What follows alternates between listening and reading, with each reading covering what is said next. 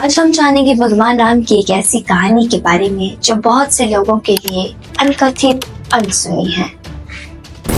दशहरा दशहरा पूरे भारतवर्ष में सेलिब्रेट किए जाने वाला एक फेस्टिवल है, लेकिन पूरे भारतवर्ष में सेलिब्रेट किए जाने के पश्चात भी कुल्लू का ही दशहरा इतना फेमस क्यों, इतना अलग क्यों? आखिर क्यों भगवान राम को अयोध्या छोड़ कुल्लू आना पड़ा? आखिर क्यों? जानेंगे इन सभी सवालों के जवाब एनवी ठाकुर वर्ल्ड के साथ। ये बात है 1937 की, जब कुल्लू के राजा हुआ करते थे राजा जगत सिंह जी। उस समय कुल्लू में एक ऐसी ऐतिहासिक घटना घटी जिस वजह से रघुनाथ जी को अयोध्या छोड़ कुल्लू आना पड़ा। अब आप सोच रहे होंगे कि वो ऐतिहासिक घटना क्या थी।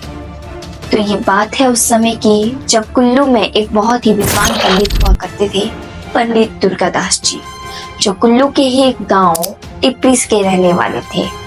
वो बहुत ही विद्वान थे, जिन्हें वेदों का बहुत ज्ञान था, जिस वजह से लोग अपने हर एक धर्म कार्य में, जैसे कि शादी समारोह, पूजा पाठ में उन्हें बुलाना पसंद करते थे, जिस वजह से बाकी के पंडितों को द्वेष ईर्ष्या होने लगी उनके लिए। जिस वजह से जब एक बार राजा स्नान करने के लिए मणिकरण जा रहे थे, जब वो सरसाड़ी नामक एक स्थान पे विश्राम के लिए रुके, तो वहां के पंडितों ने आकर राजा के पास एक झूठी अफवाह फैला दी कि राजा के दरबार से चुराए हुए मोती दुर्गादास जी के पास है। परंतु राजा ने कोई विचार किए बिना सीधे अपने सैनिकों को यह आदेश दिया कि जाओ और जाकर दुर्गादास को ये संदेश दो कि जब तक मैं वापस आता हूँ तब तक तुम मेरे मोती निकाल कर रख दो, अन्यथा दंड के लिए तैयार रहो। अब दुर्गादास जी जो थे वो बहुत ही गरीब थे, उनके पास इतने महंगे मोती कहाँ से आते, वो कैसे लाते? ये तो सिर्फ उन पंडितों ने अपनी ईर्ष्या में आकर दुर्गादास जी के खिलाफ ये झूठी अफवाह फैला दी थी कि उनके पास मोती है। वही कहते हैं ना कि लोग आपके दुख में दुखी होंगे जरूर, लेकिन आपकी खुशी में, आपकी सफलता में वो और भी ज्यादा दुखी होंगे। तो ऐसा ही हुआ दुर्गादास जी के साथ। अब दुर्गादास जी जो थे बहुत ही गरीब थे, वो इतने महंगे मोती कहाँ से लाते, कैसे लाते? इस डर से कि राजा उन्हें दंड देगा या उन्हें कुछ हो जाए या मृत्यु दंड सुना दिया जाए तो उनके परिवार का क्या होगा, कौन उनका पालन पोषण करेगा?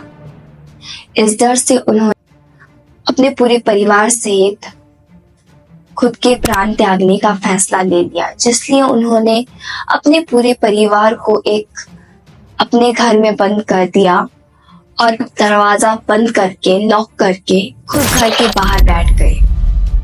जैसे ही राजा वापस आते हैं, जैसे ही वो उनके पास आते हैं, पंडित दुर्गादास जी अपने घर को आग लगा देते हैं और अपने हर एक अंग को तलवार के साथ काट कर आग में आहुति देते हुए कहते हैं, ले राजा तेरे मोती, ले राजा तेरे मोती। इस तरह से पंडित का पूरा परिवार देखते ही देखते आग में जलकर खत्म हो गया, जिस वजह से राजा को जो है वो ब्रह्म हत्या का दोष लगा, उन्हें पाप लगा और उन्हें कुष्ठ रोग हो गया। अब धीरे धीरे ये रोग इतना भयानक रूप लेने लगा था, इतना गंभीर समस्या के रूप में सामने आने लगा था कि राजा को इससे बहुत तकलीफ होने लगी थी और उन्हें अपनी मृत्यु निकट आती नजर आ रही थी। इस वजह से उन्होंने बहुत से वैद्यों को पूछा, बहुत से चिकित्सकों को पूछा इलाज के लिए, पर किसी से कुछ ना हो पाया। उन्होंने देवी देवताओं का भी सहारा लिया, पर किसी से कुछ ना होने के बाद जब वे अंत में हडिम्बा माता के पास पहुंचे तो माता हडिम्बा ने उन्हें एक महात्मा का पता बताया, महात्मा पेहारी, जो कि नगर में एक झीरी नामक स्थान पे रहते थे, एक गुफा में। वो महात्मा काफी ज्ञानी थे, तो माता हडिम्बा ने उनके पास जाने के जब वे राजा महात्मा के पास गए तो महात्मा ने उन्हें एक सवाल पूछा, क्या आप अपना राजपाट त्यागने के लिए तैयार हो? अगर हो तो मैं आपके लिए उपाय बताने के लिए तैयार हूँ। अब राजा जो है वो अपने दोस्त से, अपने रोग से इतने परेशान हो चुके थे कि उन्होंने हामी भर दी और कहा कि मैं राजपाट त्यागने के लिए तैयार हूँ।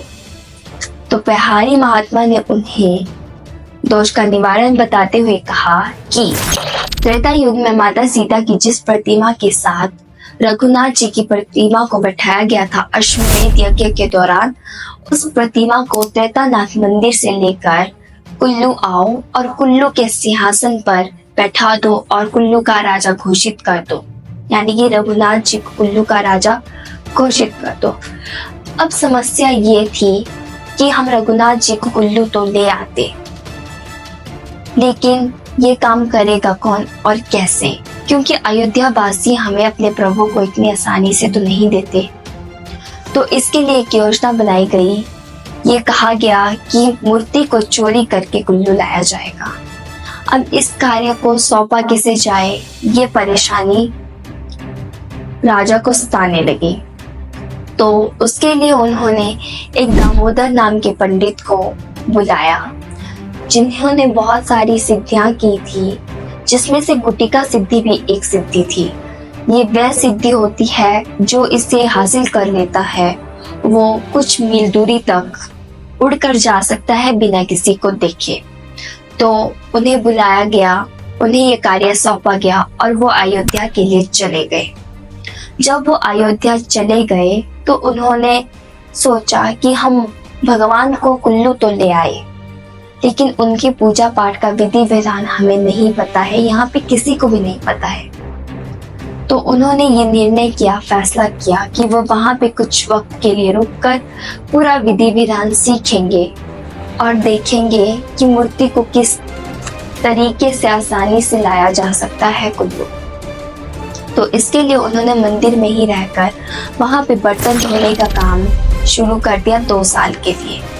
जब 2 साल के बाद वो पूरी तरह से विधि विधान सीख चुके थे, सब कुछ जान चुके थे, तो उसके बाद उन्होंने निर्णय किया कि ये वक्त आ गया है जब प्रतिमा को कुल्लू लेकर आया जाए। इसके लिए उन्होंने एक रात पूजा के बाद वे मंदिर में छुप गए और सबके जाने के पश्चात प्रतिमा लेकर वहां से निकल पड़े और तब तक चलते रहे जब तक वे सरयू नदी के घाट पे नहीं पहुंच गए, तट पे नहीं पहुंच गए। जैसे ही वो सरयू नदी के तट पे पहुंचते हैं तो वे वहां पे रुके पूजा पाठ करने के लिए भगवान की, और जितने में वो पूजा पाठ करते उस समय तक उन्हें अयोध्या वासियों ने देख लिया था, पकड़ लिया था और वे उन्हें चोर चोर कहकर पुकारने लगे। बहुत समझाने के पश्चात भी वह नहीं माने तो पंडित ने थक हार कर अपनी सारी समस्या, अपने राजा की सारी समस्या उन्हें बता दी, परंतु वे फिर भी नहीं माने। तो बहुत मनाने के पश्चात भी जब वो नहीं माने तो उन्होंने प्रतिमा को वहीं रख दिया और कहा कि ठीक है, आप इसे लेकर चले जाओ अगर आप ले जाना चाहते हो तो। पर हैरानी की बात यह है कि वो प्रतिमा उनसे उठ ही ना पाए। जिस जगह पे वो रखी थी वहां से उठ ना पाए, और तुम्हें जानकर हैरानी होगी कि वो प्रतिमा सिर्फ अंगुष्ठ मात्र थी, यानी कि एक अंगूठे के समान। फिर भी वो हिला तक नहीं पाए। बहुत प्रयास करने के बाद जब उन्होंने उस प्रतिमा को उठाया तो जब और वो मंदिर की तरफ जाने लगे तो उन्हें दिखा मंदिर की तरफ जाते हुए अंधेरा ही अंधेरा, और जैसे ही वो दूसरी दिशा में मुड़ते तो उन्हें प्रकाश दिखाई देता, मार्ग साफ दिखाई देता। तो वे समझ गए, प्रभु का इशारा समझ गए और पंडित जी से कहा, दामोदर दास जी से कहा कि ठीक है, प्रभु आपके साथ ही जाना चाहते हैं तो आप इन्हें लेकर जाइए। पर वे प्रभु को विदा देते हुए, रघुनाथ जी को विदा देते हुए कहते हैं कि भगवान देखना, एक दिन तुम्हें हमारी याद जरूर आएगी और तुम हमें अपने पास खुद बुलाओगे। और तुम्हें जानकर हैरानी होगी कि आज भी वही पंडित यहाँ पे कुल्लू में रघुनाथ जी की पूजा करते हैं जो वहां पे उनके मंदिर में पुजारी थे। तो इस तरह से रघुनाथ जी को कुल्लू लाया गया और यहाँ पूरे विधि विधान के साथ उन्हें राज सिंहासन पे बैठाया गया, विराजा गया और कुल्लू का राजा बना दिया गया। इसके पश्चात यहाँ के सारे स्थानीय देवी देवता, दूर दूर से भी देवी देवता आए रघुनाथ जी के पास, उनसे मिलने, उनका आशीर्वाद लेने। और इस तरह से यहाँ पे एक बहुत बड़े मेले का आयोजन होने लगा धीरे धीरे। और सभी देवी देवता हर साल उस वक्त पे कुल्लू में आते थे, मेला सेलिब्रेट करते थे, रघुनाथ जी से मिलते थे। और धीरे धीरे ये चीजें इतनी ज्यादा हुई कि कुल्लू का दशहरा इंटरनेशनल लेवल तक चला गया। और जब राजा पूरी तरह से ठीक हो गए तो उन्होंने अयोध्या में मंदिर बनवाया और वो मंदिर आज भी वहाँ पे है।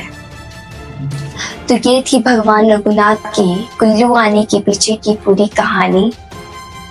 अगर आपको ऐसी कहानियां और भी जाननी होगी तो मुझे कमेंट पे जरूर बता देना। एंड तब तक के लिए राधे राधे।